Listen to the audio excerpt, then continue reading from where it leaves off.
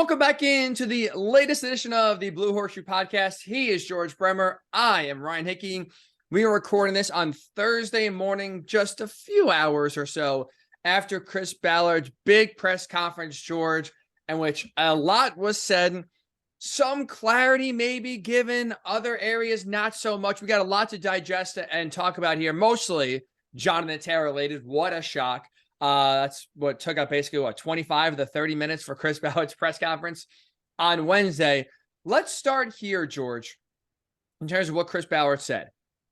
When you hear his emotion and frankly his frustration throughout most of the press conference, do you get the feeling, or do you have any sort of sense of idea of who is the biggest driving force right now that is behind not paying Jonathan Taylor? It's hard to say. I definitely think what you saw from Chris Ballard is what we almost always see from him, which is just true, honest emotion. You know, he very seldom is up there trying to put a veil on anything. He is who he is. He said very early on in that press conference, he's not going to try to paint a rosy picture. He's not going to try to pretend that things are better than they are. And I don't think he did. I don't think that he really tried to soft pedal anything up there. There are definitely things you can take issue with, which we will later.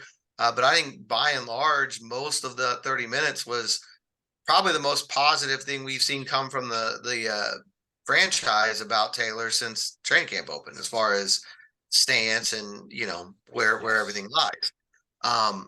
That being said, I mean, we know the owner's not helping matters. I mean, just about every public step he's taken.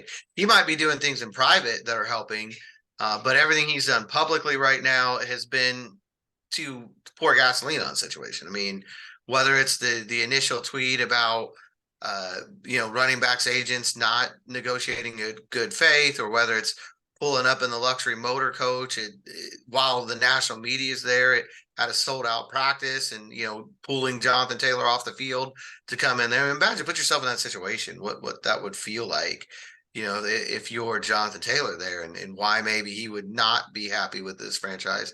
And even, we all know he just continues to say things in the media that don't help the situation. So I think he's an emotional guy, and I think he's much like Chris Ballard in the sense that I think what you see is what you get. But I think in his case, he probably needs to dial it back a little bit. But I also think Shane Steichen is potentially, I don't want to say he's against the signing by any stretch of the imagination, but I don't think he's standing in banging on the table in defense of it the way Frank Reich probably would have been. We know Frank Reich valued that bell cow running back, that featured back, run the damn ball. We know all of that. You haven't heard that phrase since Shane Steichen got here. So I'm not saying that he's against Jonathan Taylor. I don't think he is, but I also don't think that he's at a point where he's going to walk into either Irsay or Ballard's office and say, fix this. I need this guy right now. I think he's okay going running back by committee and, seeing how this plays out. I think there's definitely ambiguity going into yesterday's press conference, right, of who is the true driving force. You could argue with Shane Steichen. Look at his history in LA, right? You had Austin Eckler, Melvin Gordon. Basically, Austin Eckler benefited from Melvin Gordon's holdout, but that was a running back by committee. Philly, obviously, in his 2 years there, running back by committee. So Shane Steichen, in his time as OC, has never been let me have a primary bell cow running back. So you're right. I think there could be an argument of, Shane Steichen's one saying, hey, let's not put our money towards one guy. Let's spread our resources out and maybe leave financial flexibility for this roster to take shape next year.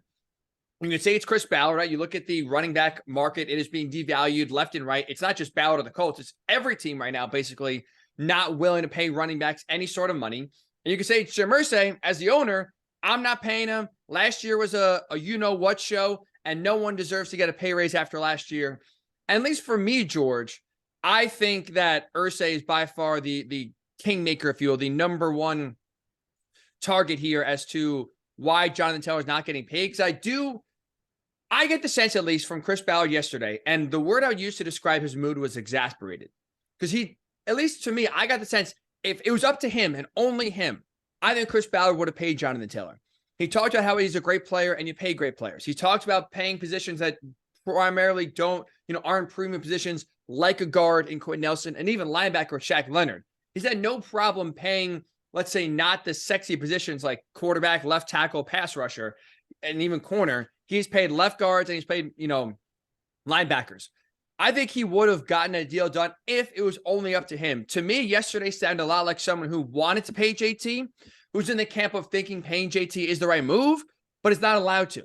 And the one I think he's not allowed to is because of the owner. And that's why I think yesterday was kind of, you got a lot of frustration from Chris Ballard. And I think also, too, when you hear his explanation, the very last thing he said, 6 words to end his press conference, George, when he was asked, well, if you pay great players, why aren't you paying Jonathan Taylor after you said he's a great player? Chris Ballard said, quote, we won 4 games last year, end quote, then repeated it basically for emphasis. I don't think Chris Ballard's stupid enough, George, to say, hey, we're not going to pay a running back who was hurt last year because we only won 4 games. It wasn't Jonathan Taylor's fault they won 4 games. I can tell you that right now, George. There's plenty of other culprits and plenty of other players you can point their fingers to as to why that team sucked last year. And you got to go far down the list to find Jonathan Taylor. I don't think Ballard is dumb enough to say, oh, we won 4 games. That means no one's getting paid. Sorry, JT, we can't pay you. That to me screams, Ursay. We won 4 games. I'm frustrated. No one's getting paid.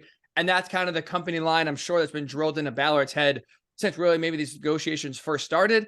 To me, at least, coming out of that press conference, that was my biggest takeaway. I would say Ballard wants to pay him, not allowed to by his boss.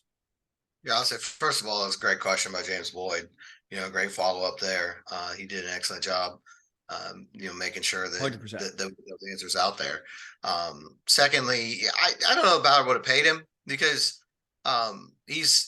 we know that he's tight with money. We've seen that throughout his history here. He sets a price and he kind of sticks to it. But I think there would have been a lot more open negotiation. I don't think there ever would have been, the statement pretty much that came out early in this process from Jim Irsay that they've never made an offer and that they're not going to until the season's over. I don't think that stance would ever have been Ballard's. I think there would have been open dialogue. And we've seen that in the past. I mean, the Quentin Nelson deal last year went down to literally the night before the opening game. I remember we were all out as a media group. We were all out to eat, hours before kickoff, basically, on Saturday night when the news came through that it was just funny because we all happened to be together when the news came through that Nelson got the extension. So, and we've seen that, I think with Shaq, it was during training camp, but it was like 3 or 4 weeks in. It wasn't early in training camp, and he was on PUP when it happened. So, I think we've seen him kind of set that price and stick to it, but I think that's the process that he wanted to go through here. And I think that's the process we would have seen it go through here with back and forth and exchanging numbers in the normal process. So I definitely think, that came from higher up. That came from the owner to say, no, we're just going to wait till the end of the year, which goes back to that 4-win philosophy, which I think a lot of people are taking that. I don't want to say wrongly, because it's not wrong, the way they're reacting. But I guess I'm not as down on the team for that stance as maybe some other people are, simply because I think what they're trying to say there is nobody's safe. That you're coming in and it is a clean slate. You've got a new head coach. And Ballard said that when they reported to training camp, that there's a new head coach and there's a new system. And he said that specifically for Jonathan Taylor, but I think that goes for everybody on the roster, honestly. They won 4 games last year. Let's see who is going to be part of whatever is to come. Now, I think in Jonathan Taylor's case, it's pretty easy to assume that he's one of those guys who should be part of whatever is to come. And that's where the owner comes in and potentially the head coach comes into play here in how they're looking at things. But I don't think it's wrong from an organizational standpoint to say, you know what, coming off a 4-13-1 season or 4-12-1 season, whatever it was. And don't forget the tie. And never forget the tie. And nobody's safe. Nobody's got, a free pass, a golden ticket, if you will. Everybody's being evaluated, and we'll judge that, moving forward. I don't think that's a bad stance for a team in this position. Now, should Jonathan Taylor be high on that list of guys who have very little to prove, who don't need to do much to get that opinion? Yeah, absolutely should. I mean, there's certain guys like DeForest Buckner and Jonathan Taylor, who you feel like are going to help you win more than 4 games and need to be around. But just in general, that idea of, hey, you know what? Nobody's safe and we're starting from square one. I don't think that's a bad stance to have. Overall, yes. The overall philosophy of just like, hey, look, we all failed last year, so no one's getting rewarded. Okay, fine. I can maybe buy that. But I guess part of my frustration, George, is like, let's go back 2 years, right? 2021, 9-8. Missed the playoffs. And I would argue right now, if you ask Jim Irsay, that Jacksonville loss is maybe top 3 in his lifetime, top 2. Like, he's still probably brewing and frustrated from that just utter collapse in Jacksonville. Not probably, absolutely. Yeah, you're right. Actually, take out any sort of questions there. You're 100% right about that. But it's like, okay, so you suffered one of the worst and most embarrassing defeats in franchise history in Jacksonville. The next year, you still paid Quentin Nelson, before week number 1. Even though you were 9-8, so you had plenty more wins, and you obviously were in the mix for a playoff spot. It should have been the playoffs. You collapsed and you failed. That season was supposed to be the playoffs, and you failed. And there's still no problem paying Quentin Nelson. They acknowledged we failed. They changed the quarterback, but also recognized Quentin Nelson is a special piece. We still got to get him paid. Even though you could argue that season was a failure, and Jim Irsay basically told anyone that listened how frustrated he was. George, how many videos did he put out in front of his private jet with the engines blaring? You couldn't hear a word he was saying, but how this is, we're going to go all in. This is, things are changing now. So like, he was frustrated with how the season ended 2 years ago and still paid Quentin Nelson. You can be frustrated with how the season ended last year, but also separate. Well, Jonathan Taylor, yes, we sucked last year. It's very frustrating. But also, Jonathan Taylor is a player that is special, that can help our young quarterback, that can help get us to a better spot moving forward, coming out of the destruction that was last year.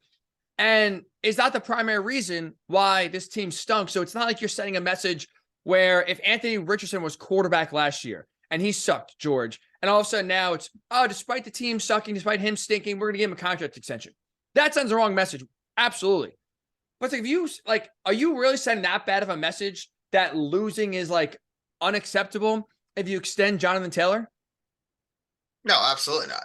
No, I think, like I said, I think the differences here between what's happening now and what happened with Nelson are twofold. One is you've got a completely different coaching staff in here. You've got a change of philosophy. It's a change of airs. I mean, when that happened in Jacksonville, they pretty much blamed everything on Carson Wentz and moved on and brought in Matt Ryan. The idea was that you were going to still be essentially the same franchise you were the day before that loss. Still Frank Reich's team. You still have the same philosophies. Everything's the same going forward. Now you've blown everything up. This is a different team. It's a much younger team. You don't know where the chemistry is going to work. I still don't think that's a reason not to sign Jonathan Taylor, but that's where the difference is between last year and this year. And then the other big difference is the owner wasn't tweeting about guard agents being, negotiating in bad faith. And he didn't say if he dies tomorrow and Quentin Nelson's out of the league, everyone will move on. If those things had happened, I'm not sure the Quentin Nelson deal would have gotten done last year either. So if it wasn't for Jim Irsay, let's just say, if he was quiet, if he's not tweeting, if he's not pulling up his RV at practice, if he just honestly did what most owners do, and in this specific instance, and live in the shadows, George, where are we today? Forget about Jonathan Taylor extended or not. Coming out of Ballard's press conference yesterday, where are we today if Irsay said nothing? It's a good question because he didn't set the fire. I don't think that the national media narrative that this is 100% on Irsay is correct either. I don't think he set the fire, but he's definitely fanned the flames. He's definitely poured gasoline on it. There was going to be a problem no matter what. I mean, the market, the way it is around the NFL right now for running backs, JT watching what happened all summer long, all of that was going to create a bad situation no matter what. An agent who is abrasive, let's use that word, as part of the mix as well, is going to, all of that was going to make this not an easy situation. I think if you go back to even May, when we were talking about this, you'll see that I was saying it's not going to be easy. They're going to have to come to this it's going to be difficult, but I think they'll find common ground eventually because all those factors were still going to exist. And we know that Chris Ballard's a guy who sets a price, who doesn't like to set the market. He's not going to come out. He was never going to be a guy that was going to be like, hey, let's, set a new bar for running backs. That was never going to happen. So I think there was always going to be some issues here. And I think it was always going to be contentious. But I think there's a difference. That's normal. That happens all over the league. I think it would have been more like Saquon Barkley and Josh Jacobs where it was happening, but it was sort of not front page news everywhere. It wasn't leading Sports Center. It wasn't, the top thing in every NFL talk show. I think what Irsay's done to fan those flames is put it forefront in that situation. And it's probably deepened the divide. I think it's made a tough situation even tougher. And so, but I think what I took away from what Chris Ballard said yesterday, because again, I think Ballard does not say things he doesn't believe. He might tell half truths, as he says, dancing around the subject, but I don't think he's going to flat out say something that he does not believe at all. And when he says that this situation is repairable, and there's a lot of work to do, he added that too. I mean, he didn't just say, hey, we're going to fix this. He said, I think it's repairable, but there's a lot of work to do to get there. That to me is the first sign of light in this whole situation. And you've been talking for a couple of weeks now that ultimately the best thing Jonathan Taylor could do is, put this chip on his shoulder. Okay, you don't believe in me. Nobody wants to trade a first round pick for me. I'll show you all. I'm going to come out here and I'm going to be unquestionably the best running back in the NFL this year. And then we'll see who wants to pay me. And I do think ultimately now that might win the day, because you're getting to a point where, look, that October 31st trade deadline, we talked about it on the last pod. Are the offers going to be better than they were on Tuesday? Probably not. And everything that Chris Ballard said on Wednesday is indicating to me that they're not going to give him away in October either. That's something drastically changes between now and then in his thinking or in Jim Irsay's thinking. It doesn't seem any more likely that he's traded on Halloween than it was on Tuesday. So if that's the case, if you're Jonathan Taylor, don't you eventually just say, all right, I've got one card left to play, and that's to go out and be Superman? Right. Sitting out the entire year, even if you are allowed to have your contract basically be an active year and count, and then you go into free agency or, we'll see what happens to the franchise tag next offseason. That does him no good for the Colts or for another team to give him the contract he wants. So that's where the Colts still, again, can sit here and say, we're not trading you, because we know at the end of the day, the best thing for yourself is playing at a high level and running for 1,000 yards in 8 or 9 games and looking like the old JT of 2021. That is your best case scenario, which obviously also for the Colts themselves is the best case scenario as well. That's where, the two, I guess, motivators at the end of the day do align and do merge together. The best thing for both sides is JT playing really well in however many games he plays, 8, 9, 10, whatever. That's where for him, he is benefited the most. So that's why I'm with you. I don't think he's going to get traded in October.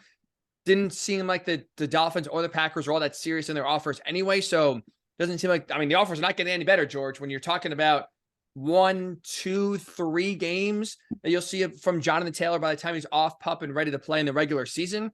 So whatever they're offering before yesterday, before Tuesday, I should say, is not all of a sudden now magically ratcheting up a tick or two come October. I would agree in the sense that we can argue about who is the main driver of not paying JT. I think that at the end of the day, you said it. I think you're 100% right. Jim Irsay's only made this worse. If he didn't say a word, let's say he was actually quiet, maybe the hole Chris Ballard trying to dig out of is a 1-foot hole. Right? He said, okay, it's a hole, it's a pothole, we got to figure it out, but hey, we can pave it, smooth it over, and at least for this year, get going. Now with Jim Irsay's comments, with his tweets, with his press conferences, it's like a 6-foot hole. Like I said, Ballard thinks it's repairable, but like you said, a lot of work to do. You could still dig out of a 6-foot hole. You're going to need a lot of help. It's going to take a lot of time, and they're going to use, I think, all these next 2 months basically when he's on the shelf to try to dig their way out and try to repair this relationship. One quick thing here, because I haven't really seen this talked about a lot, George, and so it kind of came to my mind here, is this. So Ballard said it yesterday. You mentioned before, right? It's not one person to blame. Now, we could blame Jim Irsay, we could blame Chris Ballard, we could blame Jonathan Taylor, we could blame Jonathan Taylor's agent, Malky Kawa. My question is this.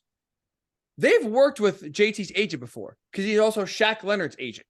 Again, it's not like they're giving out linebacker contracts like candy where it's quote unquote easy to do. I get Shaq earned it. Don't get me wrong. And Ballard has said before numerous times, we paid great players. That's to do with Shaq. But there's already at least a relationship there where one of Malky's clients got a contract extension.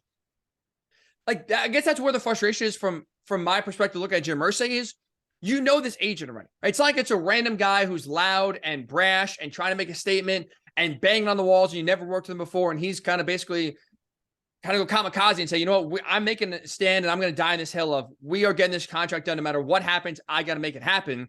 You have a relationship. You've paid one of his clients already. It's now you're working with him again. I don't understand, George, why it's gotten so ugly when there's at least already been a bridge of good faith already built from the last time they gave out a massive contract extension with Shaq Leonard. I think that's part of why Jonathan Taylor went with this agent. And a lot of people wonder, what was he thinking?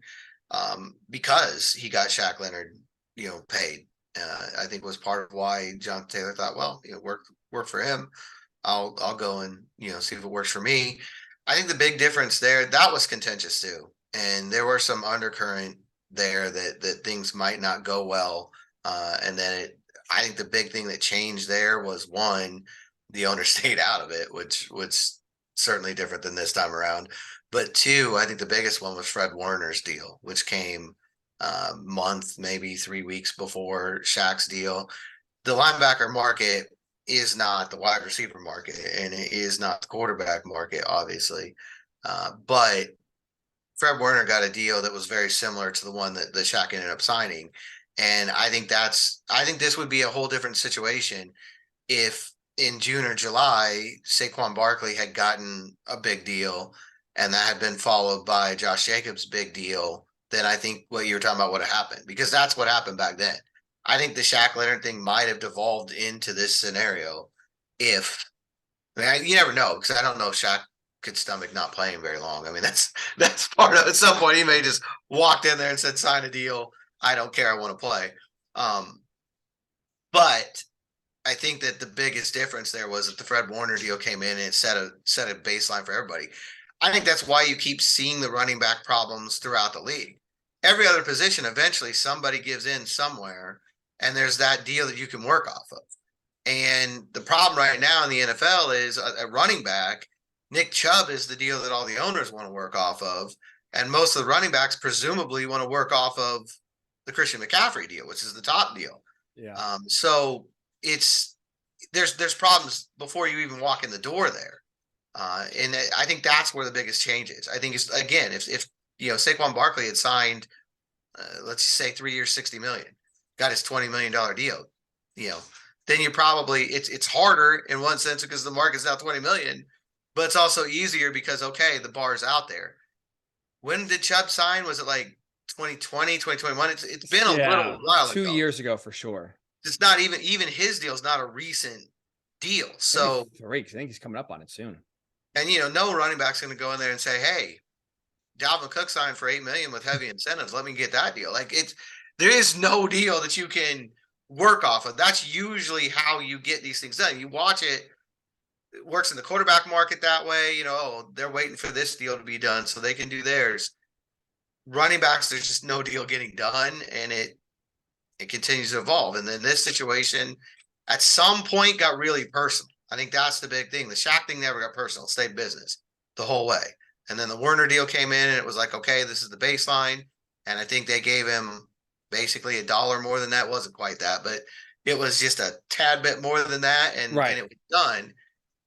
You can't walk in right now if you're Chris Ballard and say, Dalvin Cook signed for 8.6. We'll give you 9, 3 years, 27, deal's done. It isn't going to work that way.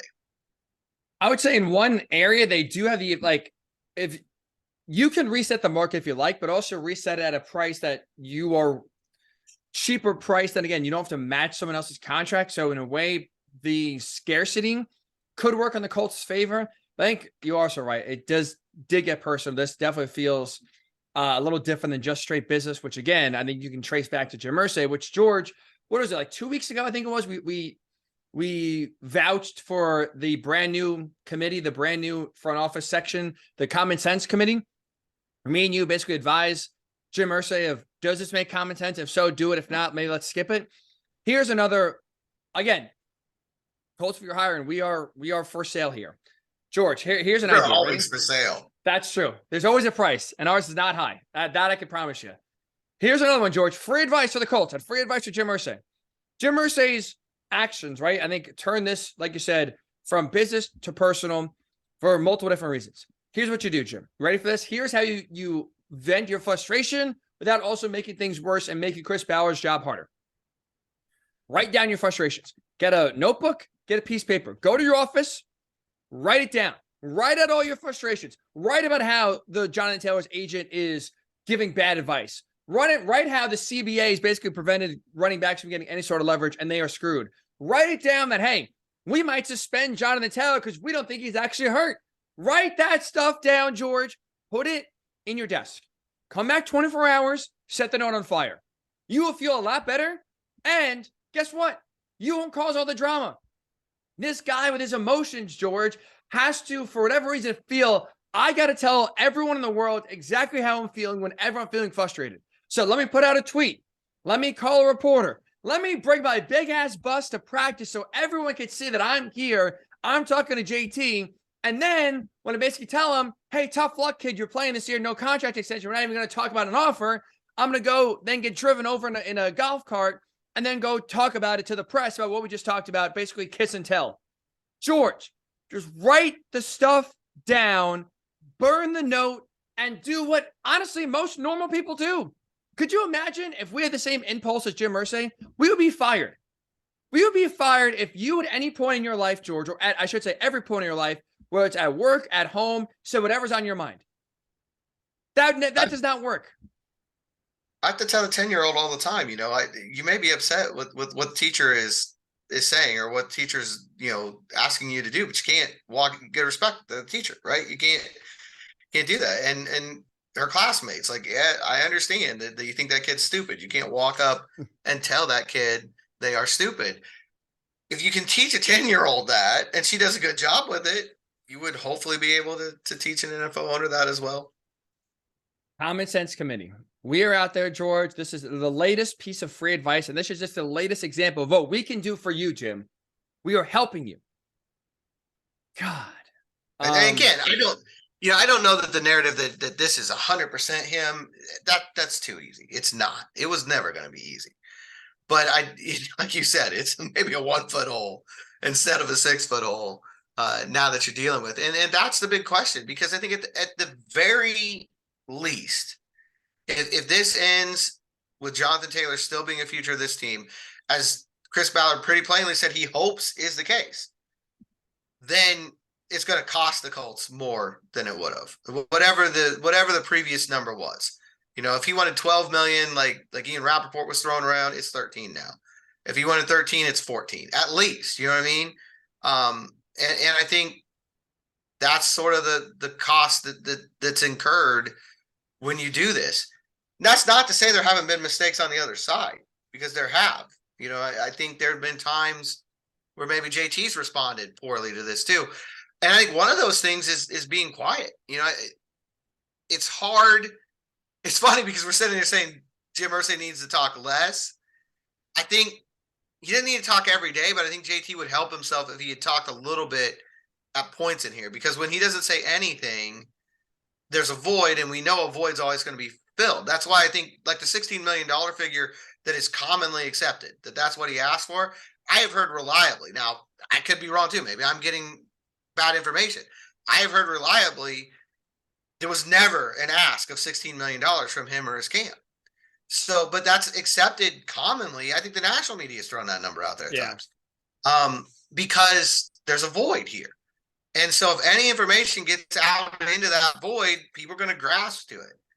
And I think it wouldn't be like, I don't think JT's going to come out and say, we asked for specifically, this is the deal.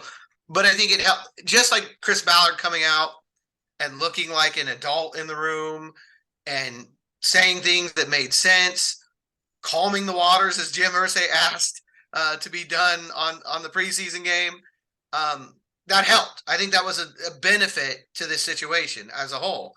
I think JT coming out in a similar manner would also help, because I think at the end of the day, both sides have reasons to be dug into the trenches that they're dug into. And the question is, where are they going to find middle ground? I think that starts with honest communication and less personal attack. You need to, with JT not wanting to go out there and put his body and his brain on the line without any future guarantees, that's a really understandable position to be in.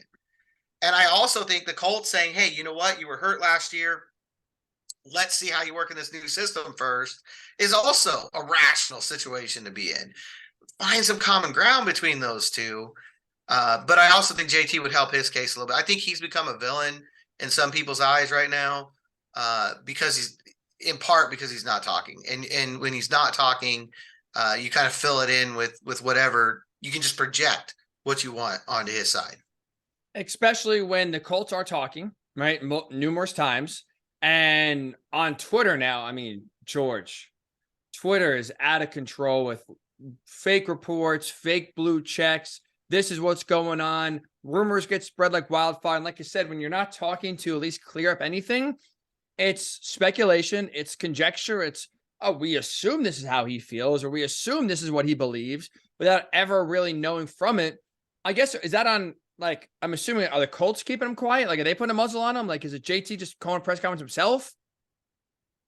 I mean, I don't think the Colts are doing it in the sense that, like, when Shaq wanted to talk on Pub, Shaq talked. I mean, it was just done. He came in a locker room and he basically said, "Come around, let's do this." But JT's never been the guy to go to the media ever. I don't think he's acting out of character here. He's never been. He's always cordial, but he's never been that guy that wants to stand up there and look at me. He's not Eric Ebron, who would walk in to the locker room and say, "I'm here. Come on, let's go." That's never been JT. And so I think in this situation, he has reason to kind of stay back and stay out of the limelight. And so that's his natural instinct anyway. I just think this is maybe a situation where he would have been best served at some point during this process, not staying out of it entirely. But I don't know too, because I'm projecting right now. I don't know what his emotional state is. It's not going to help him if he comes out and he's, tossing firebombs everywhere. But I think if he would come out and explain his point of view, it might help. It might, again, calm the waters here, because I think both sides have been offended by things that the other side said, but it almost feels like, this is going to sound stupid, but I'm always stupid. So this should not be all that hard for people to digest. But it's almost like go back to those like 1980s, like TGIF comedies, and you would have like some situation that was easily solved, but the two sides would never talk about the actual problem. They were talking about all these other things, and they were taking things out of context, and they were fighting over things that they weren't even saying. And then, of course, at the end of the half hour, the truth comes out. And it almost feels like that here right now, that you've almost, at the end of the day, you've got I think you've got good people on all sides. I think Nate Atkins of the Indy Star said this, and I think he's absolutely right. You have good people on all sides. You have smart people on all sides of this. But instead of sitting down and discussing the situation and understanding that they both have reason to feel the way that they do, they're arguing about all these other things that are external that don't actually have to do with the central issue. I don't know if that makes any sense at all, but I feel like if you could get them to sit down in a room and put all the personal stuff aside, you could fix this. Speaking of which, Chris Ballard said multiple times, he believes this relationship is repairable. He kind of, in your, vein, kind of yesterday even likened it or used an example of metaphor of, if you get in a fight with your family member, you don't just like basically throw them out of your life because they said something you don't agree with and you fight about it and you think, oh, there's no way we can reconcile the situation. So sorry, Aunt Jody or Uncle Johnny, you're out of my life forever. Never talk to you again. Like clearly, George, right? Outside of a contract extension, is the only other resolution or the only other area or the only other way I should say this relationship is repaired is by just talking it out? I think so. Restoring the trust. I think that's the problem here right now. I think the trust has been broken. Just because of what we've talked about all along. I mean, I think that stuff's right there on the surface. I don't think you have to dig that hard to see why the trust is broken. Quentin Nelson got paid. Ryan Kelly got paid. Chris Ballard mentioned this yesterday during the press conference. Shaq Leonard got paid. Braden Smith got paid. Every time they said the same things about those players that Chris Ballard said yesterday about Jonathan Taylor.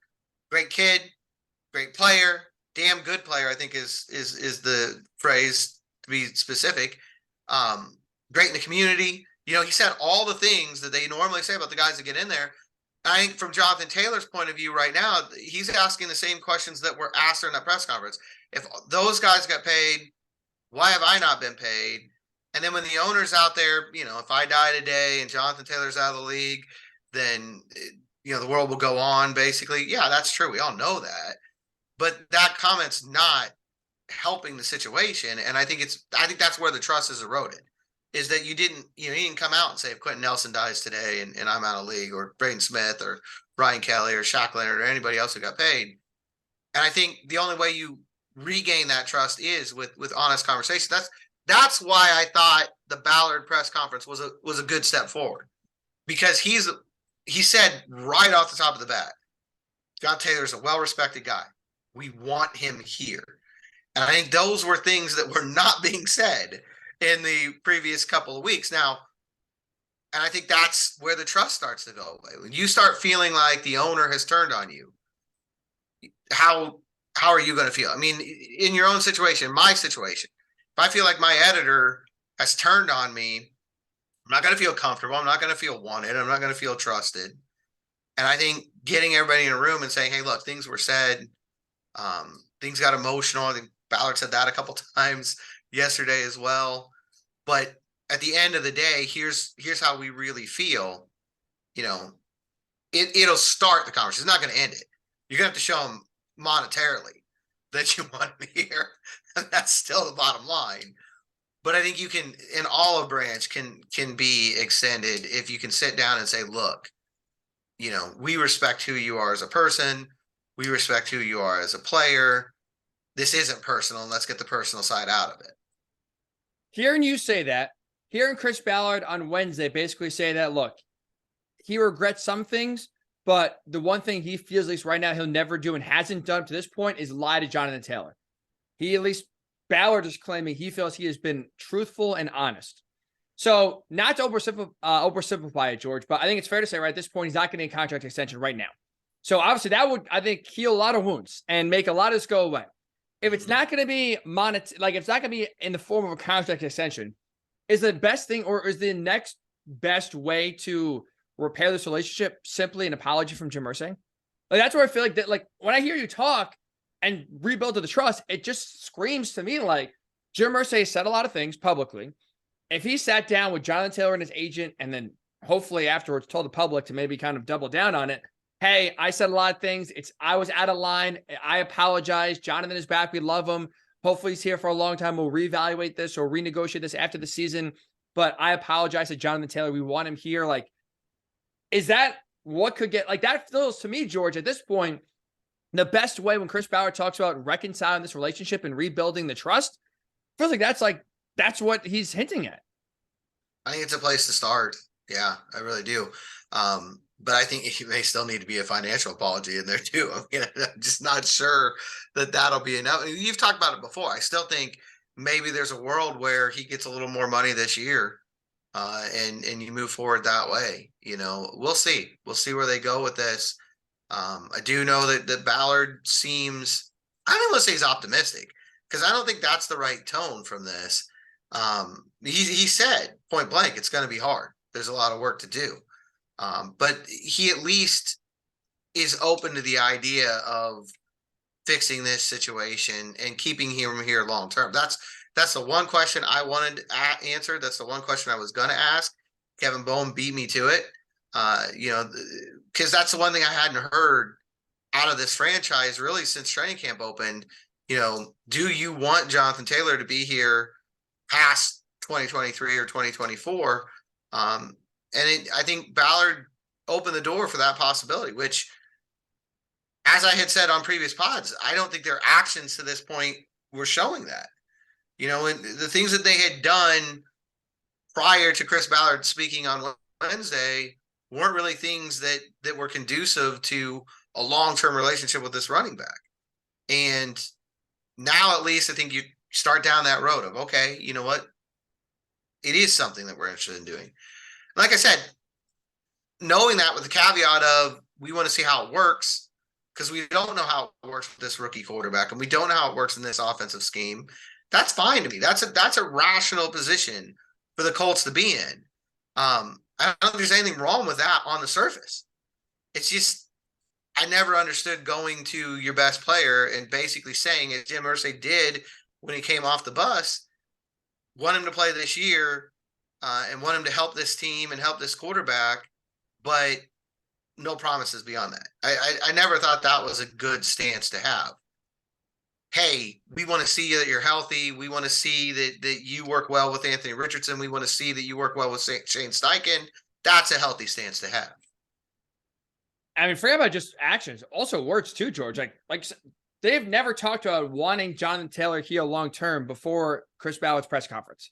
So like we talk all the time about words and actions. If they don't match up, it's one thing. You can speak what you want, but if you don't do anything about it, what good is it? The Colts, like I said, have given clear action to everybody that is paying attention. Hey, we don't want you here long-term. And they've never even had any words to say, oh no, like we do want him here long-term before Ballard said that. So at least, like you said, he's trying to build this back up. He's trying to get the sand and try to build some sort of base and lessen the hole from 6 feet to maybe 5.5.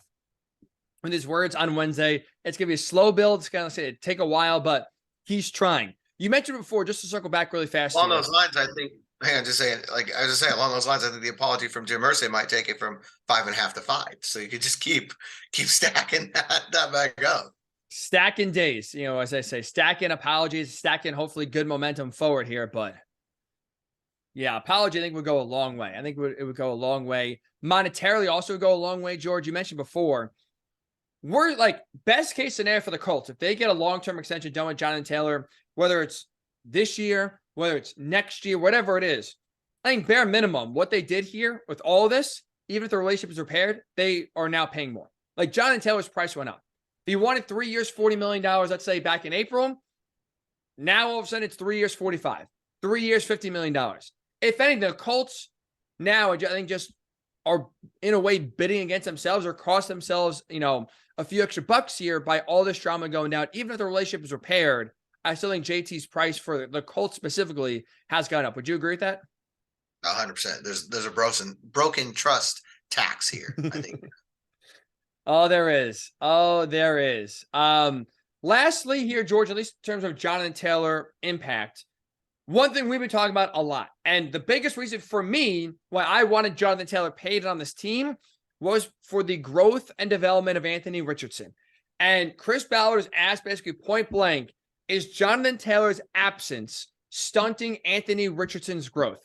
And Chris Ballard, again, for me, I took it as in a defensive manner because I think he's frustrated because I think he knows the situation is not his doing. Like if he was the one who's staunchly against paying JT, I think he would have had not a brighter outlook, obviously, but I think he would have been a little bit more calm and a little less visibly frustrated than knowing I think that this is out of his hands. And basically, for me, almost felt like he was back in a corner and now got defensive in part because he's just frustrated. And so he just decided to swing at this one and answer that question of if Anthony Richardson's growth is getting stunted by the absence of Jonathan Taylor by saying no, kind of like looking, and he almost gave like one of those no, are you stupid sort of looks. And then said, was Andrew Luck's growth stunted by not having a running back? Look, that was the one that on social media and nationally went viral and got a lot of vitriol. I don't think Chris Ballard actually means that. Like, I think to me, this is someone where he just felt like he had to throw one punch just to kind of back everyone off of him, as he felt like everyone's kind of closing in on the situation. But look, he can't be that dumb, right, George? Like, he's not that stupid to compare an apple and Anthony Richardson to an orange and Andrew Luck. The total differences in their makeup coming out of college, and saying, oh yeah, just because, we had no running backs in Andrew's first year and won 11 games, doesn't mean that now we can do the same thing with Anthony Richardson, and we're also going to go 11-5 and go to the playoffs. He's not that stupid. He is not that dumb, right? I thought that was his biggest misstep. I give him a lot of praise for that press conference. I think it was by and large a positive impact on this situation.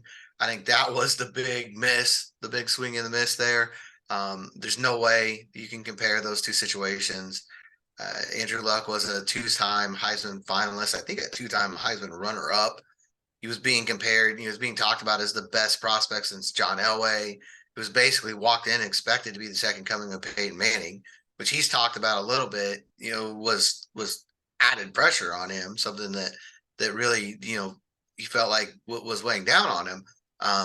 Totally different than a guy with extreme athletic ability, but only 13 starts in college football. And also, why is Donald Brown catching strays here? Donald Brown is not a terrible running back. I mean, he certainly wasn't propping up Andrew Luck, but let's have a little bit of respect for Donald Brown, huh?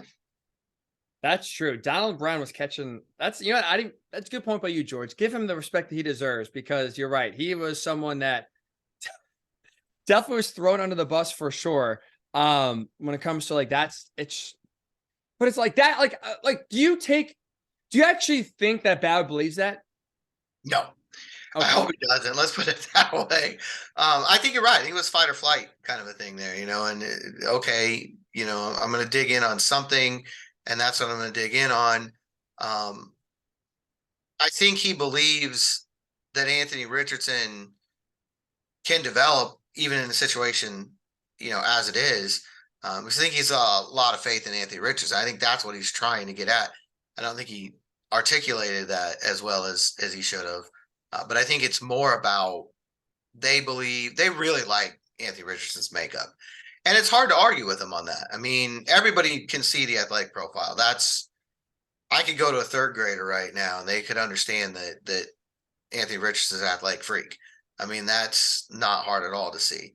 The work ethic has been, if anything, better than, they thought coming in, and they thought it was going to be really good coming in. The maturity's off the charts. I mean, we got to spend about 40 minutes with him on Monday, and he doesn't seem like a 21-year-old kid. I mean, there'll be stories coming out from that probably next week from just about every outlet, and you'll see a lot of it there. But this is a very mature player. I think the pocket presence that he's shown is well beyond his years and his experience. We talk about how inexperienced he is. You would think there would be a jittery pocket. It is not in any stretch of imagination. I think there's a lot of reason to believe that this kid can overcome. He's overcome a lot in his life to get here. I think there's a lot of reason to believe he can overcome some of the adversity he's going to see here. But to sit there and say that Jonathan Taylor not being here isn't impacting that, I don't think that's – when you say that Jonathan Taylor's absence is going to hurt Anthony Richardson, I don't think that's taking away from anything I just said about Anthony Richardson. I think you're making life harder on him. He's got all those skills and he's got all those things, and he looks promising. And and I really think a kid with his makeup, his maturity, his intelligence, his work ethic, it might not be this year, it might not be next year, but it's hard to imagine him just being a complete bust. Him missing entirely. That makeup generally does not lead to absolute swing and a miss.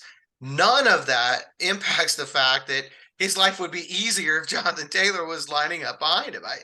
That to me is just, it's as obvious as the athletic skills that Richardson has. Jonathan Taylor's back there. Defenses have to prepare completely differently for this football team than if he's not. And yeah, it's impacting his development because he's not there. You both could be true, George. You could say, hey, we believe Anthony Richardson is going to be, our franchise quarterback, and we believe in him right away. You could also say, like you said, his job is a lot easier when the best offensive player, one of the best running backs in the league, is on the field diverting attention away from Anthony Richardson. Patrick Mahomes, right, is the best quarterback in the NFL. Let me ask you this, George. Is Patrick Mahomes' life easier or harder if for this year you took away Travis Kelce and now all of a sudden he's throwing to Sky Moore, he's throwing to, I mean, I couldn't even honestly tell you the receivers they have. They're not very good. Or his rookie year when he had Andy Reid, Tyreek Hill, Travis Kelce. If you take those three guys away, even though you believe in Patrick Mahomes, are you really going to say, oh yeah, Patrick Mahomes, doesn't matter who's out there, he's going to be the best quarterback in the NFL? No, you need help. You can't, you're not knocking the quarterback by saying, oh yeah, like he needs this great player on the team. No quarterback has won a Super Bowl or won a lot of games with the worst roster in the NFL, maybe outside of Andrew Luck that 1 year in 2012, because that roster stunk. Really fast here, George. Speaking of which, do you know who the leading rusher was blast from the past year, 2012? In 2012, who the leading rusher was that season? Leading rusher for the Colts in terms of yards. Now, I watched that whole year, so you would think. You mentioned Donald Brown before. I give you a hint. It was not Donald Brown. I'm going to guess it's not Donald Brown because I don't think you would bring him up if it had been. I don't know, was Ahmad Bradshaw there yet at that point? I don't think he was ever leading rusher anyway. Wasn't Luck, was it? He was the leading rusher in terms of touchdowns with 5, but it was not Andrew Luck. He was third most yards. It was Vic Ballard. 814 yards. But there's another guy catching strays here. The second leading rusher in terms of touchdowns, the running back, I should, because Andrew Luck was a leading rusher in terms of touchdowns. The running back the most touchdowns that year, DeLon Carter, 3. There's a blast from the past. So all 3 of them catching strays there. Donald Brown, Vic Ballard, and DeLon Carter all. And Moelde Moore. With his 32 carries. But I mean, comparing apples to apples comparison for what you were talking about earlier, Patrick Mahomes just won the Super Bowl with the 7th round rookie quarterback or running back there. But I still say his life would be easier if Jonathan Taylor was on the Chiefs. Yes, it's not an insult to a great quarterback to say his life would be easier and he would be better if this great player was here. It's common sense. It is common sense, George. The Chiefs guy might not have an easier life if Jonathan Taylor was on the Chiefs, but Patrick Mahomes would. You are right about that. Oh my! So I'm gonna give. I don't know about you. I'm gonna give Ballard a pass here for that answer, just because like it felt more again like a fit of rage, if you will, after getting peppered with pressures for 30 minutes than it was like, this is like Andrew Luck had nothing, so we're gonna do the same thing for Richardson and expect the same success. Speaking of which, he said that this roster overall, George, is less bleak than a lot of people are saying. Look, I get you're the GM and you put it together, so you're not going to say, hey, our roster sucks, we're going to win 3 games this year and it's going to be, the season's going to hell. But that is, I think, a gross, if he believes this actually, a gross miscalculation. This team's going to be bad, George. Jonathan Taylor not being there is going to make it worse. Like, if you were to, we'll do next week, a deeper preview and more predictions, but if I set the over-under right now at 4.5 wins, George, are you taking the over on that? You try to run where I'm at because I've been guessing 4 or 5 wins. That's been my, so it's right. 4.5 would be the perfect over-under. So right there. Where I'm coming from. That's a bleak roster. That's a bleak roster. We're talking about 4 or 5 wins again. But I will say this, they've got the team believing that. I mean, I've heard that from the players before, not in those exact words. But the players are very much in that same mindset right now and I don't know how else you can enter an NFL season. I don't think you'd want them coming in saying, yeah, we think we might get the number 1 overall pick or 2 or 3. I don't think you ever want to hear that from anybody, but they are definitely bought into the idea of we're going to shock the world. So we'll see. If they did, it would make for a fun podcast. That's for sure.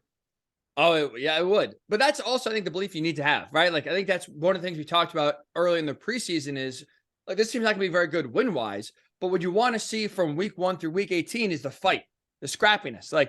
You can lose 13 games, but if you're in every game, that's a good sign you can build off of versus the back half of last year where this team was counting down the days till the season was over and they were basically, roadkill on the side of the highway.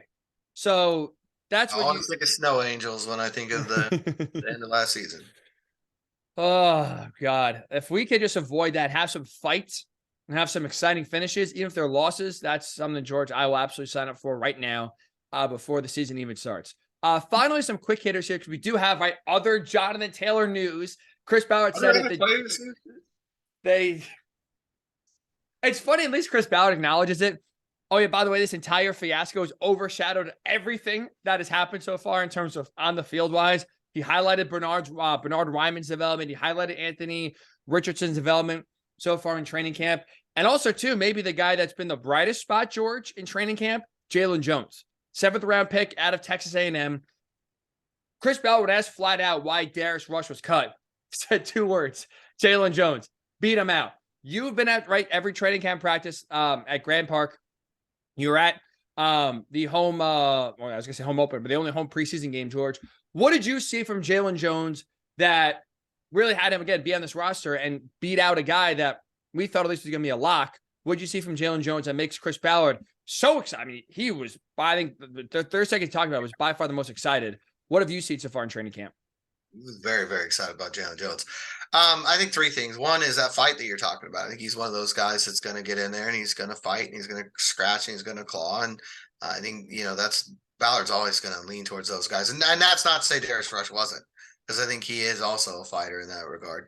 But I think the 2 things that he had over Rush, one is consistency. Rush had a lot of big plays, but he also had a lot of times where he was getting burnt. It was both ends. It was a roller coaster with him, which happens with a lot of rookies and probably will with a lot of these rookies throughout the season. But I think Jones has been a more consistent guy as far as coverage goes. He doesn't necessarily have as many flash plays, but you know what you're getting from him. You put him out there and you kind of have an idea of what you're going to get. And I think, too, the biggest thing right now is the Ashton Dulin. When Ashton Dulin got hurt, we said there's going to be unintended consequences. There's going to be things here that you cannot predict that happen, because he's gone and they've got to find a way to fill that. And I think one of those things is they learned pretty quickly that Jaylon Jones is a heck of a gunner and could be the guy to fill in there. I don't know if he's going to be as good as Ashton Dulin was, because Ashton Dulin was one of the best in the league. But they learned pretty quickly he's a guy who can really play that role. And when you put that together with the fact that he is a fighter, he is a guy with a chip on his shoulder, and he's a little more consistent on the defensive side, he wins the job. I would definitely shocking, right, to see Darius Rush cut, but it's at least exciting that the fact that he was beat out, right? There was no roster spots given. This guy, wow. Sorry, George. First sneeze of the pot. This is a bad season for allergies and colds and whatnot right now. I opened my window before and I got a tinge of fall air. I don't know if there's extra pollen going around, but today definitely feels like a fall day as we're in the last day of August, which is depressing, I'll be honest, but also exciting. Football season's right around the corner, but never good to see summer go, but definitely get that fall football feel today, Thursday. But it's like one of those things where it is like, we talked about this roster, right, all throughout the season, all throughout training camp this is a prove it year. And I think one of the ways that I've seen this going around too on social media that I think is a positive, not a negative, is the fact that the Colts right now are the youngest roster in the NFL, and there's not one person on it that's above over age 30, which I don't think is a bad thing at all, George. I think it's one of those things where, with this year being a developmental year, where wins truly do not matter, this is the time to throw all the young guys out there, see who can earn it, see who can prove it, see who you're going to build this nucleus around going forward here, where you hope in 3 or 4 years you can be a legit division and Super Bowl contender, or at least playoff contender, every single year. This is basically one of those, let's see what we got. Almost an open tryout for all 53 guys on the roster, the 17 practice squad guys you got as well. Throw them out there. So what's that, 70 guys? See who can play and see who can't. And that's to Jaylon Jones' credit. He didn't even need the 17 games. He said, screw it, I'll show you right now. And the 6 weeks of training camp. And that is the fight. That is, I think, the attitude that this team needs to have this year. And so far, again, even though it came as a surprise, and I think Darius Rush, I think he had a lot of good intangibles and a lot of good, physical skills that would have translated well if he had time. At least the reasoning is, okay, well, he was beat out, and this is a guy that Jaylon Jones truly earned it. Not we're going to keep older guy in the roster just because, we think he's good veteran leadership. He won't be here in a year or two. This is a guy, hopefully, in Jaylon Jones that develops to be. And again, here, Chris Ballard kind of light up. He thinks he can be a real part of this team going forward in a legitimate way. Yeah, he sounds, talking about Jaylon Jones right now, he sounds a lot like he did talking about Kenny Moore, back in like I guess it would have been 2017, 2018, somewhere in that range. So we'll see if it works out the same way. You can make quibbles on the other part of that. I don't know. He praised Tony Brown as well, for being a great competitor and for being, the guy that they really like. But if it's me, I'm probably keeping Rush over Brown. But, that's why they don't pay me to make these decisions. Must have loved Tony Brown's intensity. When Tony Brown challenged basically the entire Bears sideline to a fight by himself, maybe that's what got him on the team. That's what Darius Rush should have done that. You just walk up to any team, square up, he's probably on the team. I guarantee you, Tony Brown's a fighter. You want that mentality again. Tony Brown's a fighter. He did challenge the entire Bears sideline single-handedly. And then Grover Stewart gave him a little backup there, and that was enough. So we'll see. You don't get called Crazy Tony for nothing. You earned that one. There's no question. But hey, maybe they need a little crazy. I don't know. We'll see. I think true. I definitely think that fighting mentality is what they need. I think Jaylon Jones is the guy that's going to bring that day in and day out. And as I said, on cut down day, he's a great story. He's a guy that came up and grabbed this opportunity that was before him. Anytime that happens, it's a really good story in this league. Should be an exciting year, George. And I think I'm excited because what I'm about to say is true and definitely can get us jacked for what is going to be an interesting year, to say the least. The preseason version of the Blue Horseshoe Pod, I think right now at the end of this podcast, is officially put to bed. Right? I know the last training camp game or the preseason game happened last week, but now I think George, for this pod, we can officially close the book on the offseason, the preseason, and training camp. It is closed shut, George, because the next time we are talking next week, it's game week. Real games are happening, and now we can actually start to preview. I mean, look, I would be naive to say the next time we're going to talk to you is game week because, look, we're going to have some sort of breaking news story with Jonathan Taylor. Either is traded, extended, he's doubling down, he's sitting out the year. Something crazy is going to happen on like Saturday at noon as we're getting set for college football to kick off. That's just going to throw everything into a tizzy. So I would say he's signing with the Indy 11. He's going to be a soccer player, changing his career. I got to see what time Wisconsin's playing at home this week. Maybe he'll show up to Madison with a shirt that says, like, I'm never playing for the Colts or screw Chris Ballard or something like that, where we got to react to. That'd be quite the statement. I said he should say more. I mean, that would be a way to get some phrases out there in the public. Holy cow. He's doing the jump around in the fourth quarter and jumping around like ripping his shirt off or holding a sign. Screw the Colts, not playing again here. Trade me. There you go, George. You want him to talk? You could talk. He could absolutely talk there. That's for sure. But next time we talk to you, very exciting. Game week, George. We can actually start talking about what Anthony Richardson is going to look like in his NFL debut, what his offense is going to look like, what his defense is going to look like. It is good, George, after a chaotic offseason to talk about actual games and what we are going to see on our TV screens and in person soon. I can't wait.